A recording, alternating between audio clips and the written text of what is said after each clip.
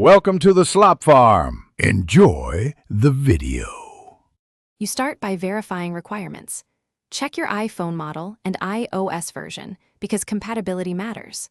Once done, create or enable a Cloud Windows 11 instance or remote desktop account and save your credentials securely.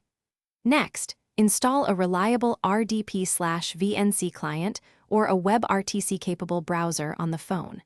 Make sure you have a stable Wi-Fi connection and a power source. Then connect the iPhone via cable if you plan local forwarding. You now open the remote client and add a new Windows 11 connection using the Cloud Instance IP or hostname and your saved credentials.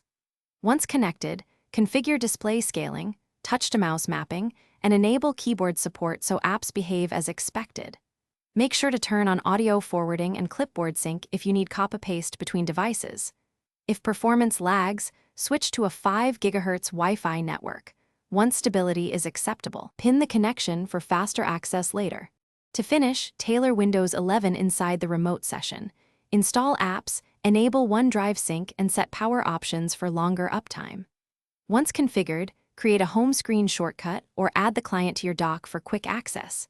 Make sure you log out properly to secure the session. If something goes wrong, first verify credentials and firewall rules, then test network latency and restart the remote service or the client app. If necessary, recreate the connection profile and try again. Thanks for watching. Consider subscribing if we helped you today.